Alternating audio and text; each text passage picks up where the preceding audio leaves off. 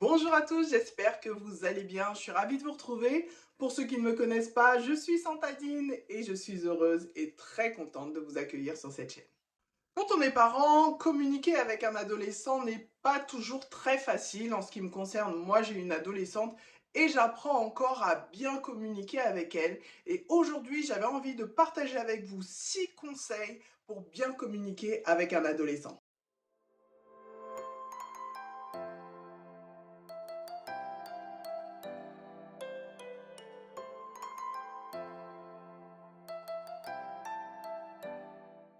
Lorsqu'on est parent, célibataire ou non, eh bien, il peut sembler assez compliqué de communiquer avec un adolescent. Mais il existe des clés et des éléments qui peuvent nous aider à améliorer notre relation avec notre adolescent. Alors, avec beaucoup d'amour, de patience et de bienveillance, on peut avoir une relation saine avec notre adolescent. C'est la raison pour laquelle aujourd'hui, je vous partage 6 conseils pour bien communiquer avec un adolescent.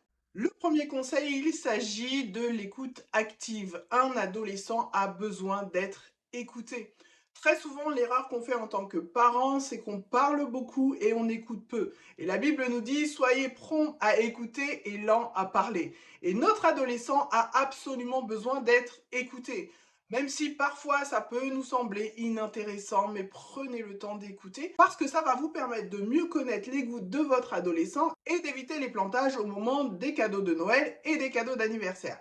Ça peut aider. Il est important de l'écouter sans l'interrompre et de le laisser exprimer ses sentiments.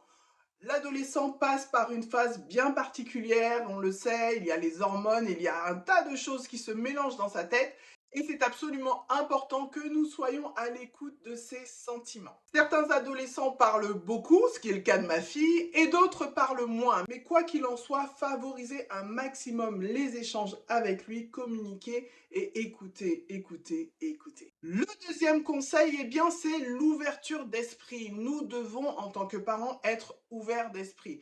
Nous sommes dans une génération où les choses évoluent très vite et nous devons absolument être ouverts d'esprit.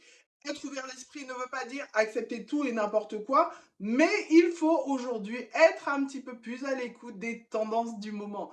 Nous qui sommes parents avons eu dans notre génération un mode de fonctionnement et un environnement bien différent de celui de nos adolescents. Alors il est important d'être ouvert d'esprit et de peut-être laisser passer certaines choses qui vont avec l'air du temps. Même si certaines discussions peuvent être difficiles, abordez-les avec un esprit ouvert, une attitude ouverte et non jugeante. Cela va encourager la confiance et l'honnêteté. Troisième conseil, eh bien, c'est l'encouragement spirituel. Intégrez dans vos conversations avec votre adolescent vos valeurs chrétiennes.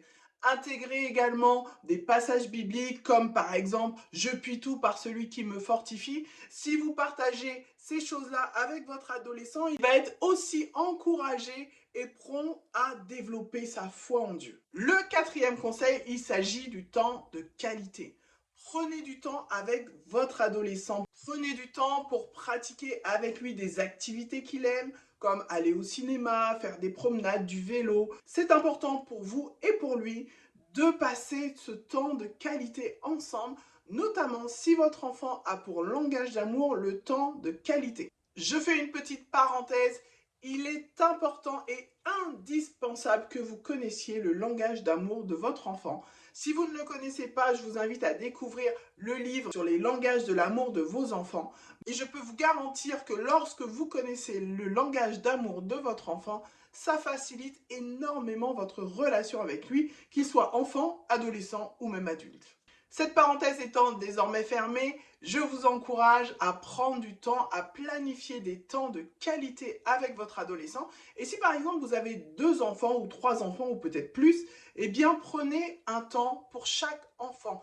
Accordez-vous du temps pour chaque enfant, pour connecter avec chaque enfant et tout particulièrement quand ils sont adolescents, quand ils sont enfants, c'est important. Quand ils sont adultes, c'est important. Mais la phase d'adolescence est une phase tellement importante qu'il ne faut pas manquer ces temps de qualité que vous pouvez vous accorder tous les deux. Le cinquième conseil, c'est le modèle de comportement. Un enfant n'apprend pas de ce qu'on lui dit, mais il apprend de ce que l'on fait. C'est-à-dire que l'enfant va regarder ce que vous faites pour pouvoir justement derrière se positionner.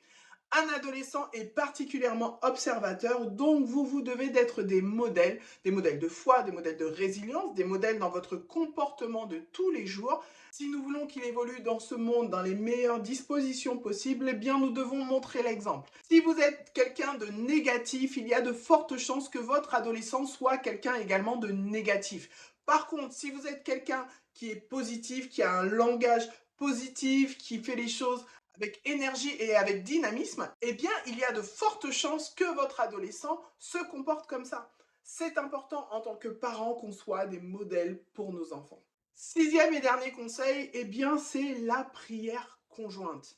La prière conjointe, proposez à votre adolescent de prier avec lui.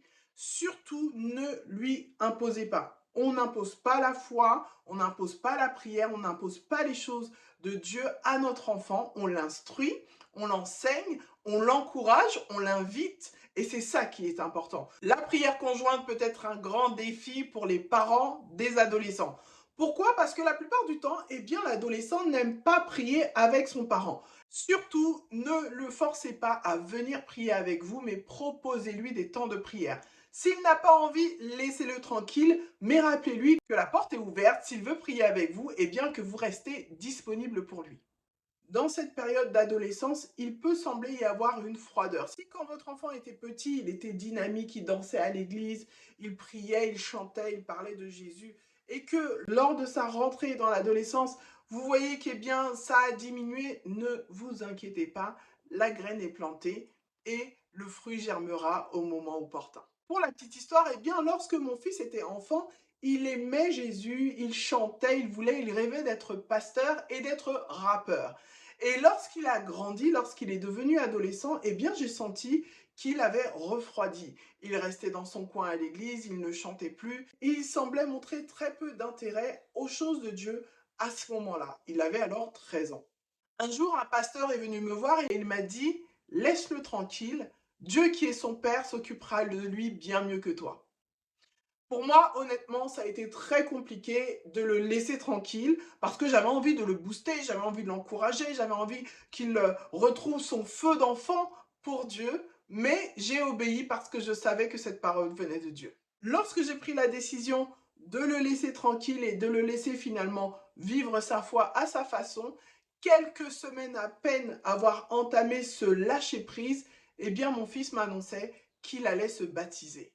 À ce moment-là, je n'avais rien fait de particulier, si ce n'est lâcher prise, et le Saint-Esprit a simplement fait son travail dans son cœur. Donc si tu es parent d'adolescent aujourd'hui et que tu es un petit peu découragé parce que tu as l'impression que ton adolescent s'éloigne de l'église ou n'a plus envie d'aller à l'église ou ne montre plus peut-être la ferveur qu'il avait quand il était enfant, ne t'inquiète pas. Le Seigneur va faire son œuvre dans son cœur. Le Saint-Esprit est en train de travailler en coulisses et le moment viendra où il se lèvera et il te surprendra, comme moi j'ai pu être surprise par mon fils. Communiquer avec un adolescent va demander du temps et des efforts. Mais avec beaucoup d'amour, de la patience et de la foi, eh bien vous pourrez créer une relation solide et durable. Et en prime, vous pouvez même éviter la fameuse crise d'adolescence. Voilà, le thème d'aujourd'hui est terminé. J'espère que ça vous a encouragé. Si vous êtes parent d'adolescents, ne baissez pas les bras, accrochez-vous parce que je sais que ce n'est pas forcément toujours facile, mais c'est possible. J'espère que la vidéo vous a plu. Si elle vous a plu, n'hésitez pas à la liker, à la partager, à vous abonner si vous le souhaitez. Et je vous dis à une prochaine vidéo. Soyez bénis. Bye bye.